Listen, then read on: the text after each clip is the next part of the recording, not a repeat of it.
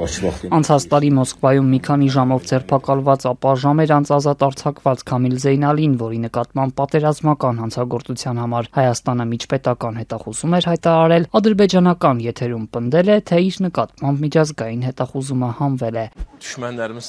Մեր թշնամիների կողմից հայտարարված հետախուզումը մեր պետության ձեռնարկած ջանքերի շնորհիվ չեղարկվել է։ Հայտնի ֆիթնես բլոգերին ռուս ոստիկանները 2024-ի փետրվարին էին ձերբակալել Դոմոդեդովո օդանավակայանում Բաքու վերադառնալիս։ Հայաստանի ներքին գործերի նախարարությունն էլ հայտնել էր, նրա նկատմամբ սպանության մեղադրանքով միջպետական հետախուզում կա։ Զեյնալիին Հայաստանում 2020 թվականի պատերազմի օրերին անզեն հայ ծերունուն գլխատելու համար են մեղադրում։ Ռուսական կողմը սակայն չսպասելով Երևանից ուղարկվող համապատասխան փաստաթղթերին նրան ազատ էր արձակել։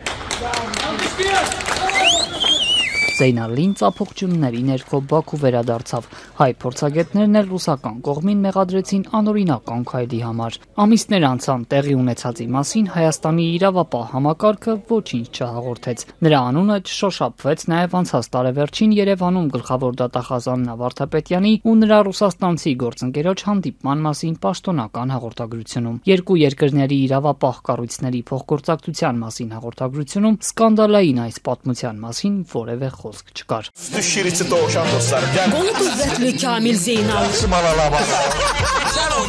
Տեղի ունեցածից ավելի քան 1 տարի է անցել։ Սպանության մեջ մեղադրվող ադրբեջանցին այժմ տարբեր հեռուստատեսային հաղորդումների է մասնակցում։ Դրանցից մեկի ընթացքում էլ հետախուզման դադարեցման մասին է հայտարարել։ Այս հատվածը նա կտրել ու առանձին հրապարակել է իր Facebook-յան էջում։ Արդյոք անցած ամիսների ընթացքում Զեյնալիի նկատմամբ միջպետական հետախուզումը դադարեցվել է։ Հայաստանի իրավապահ համակարգից ազատությունն այս հարցի պատասխանն այսօր չստացավ։ Գլխավոր դատախազությունից հորդորեցին գրավոր դիմել, ինչն արդեն արել ենք։ Գլխավոր դատախազին հասցեագրված դիմումով ազատությունը մասնավորապես հետաքրքրվել է։ Հայաստանը իսկապես հետ է կանչել Զեյնալիի նկատմամբ հետախուզումը, ինչպես պնդել է ադրբեջանցին։ Այս պահին նա Հայաստանում ինչ քրեական գործով է անցնում։ Հարցրել ենք նաև, թե անցած տարի նրա ձերբակալությունից հետո հայկական կողմն իրավական ինչ քայլեր է նախաձեռնել, ինչ փաստաթղթեր են ուղարկվել Ռուսաստան եւ արդյոք նրա նկատմամբ այժմ հետապնդում իրականացվում է թե ոչ։ Այս հարցերի պատասխանները դեռ չենք ստացել։ Դաժան սպանությունը, որի համար հայկական կողմը մեղադրում է Զեյնալիին, տեղի է ունեցել 44-օրյա պատերազմի ընթացքում Հադրութում։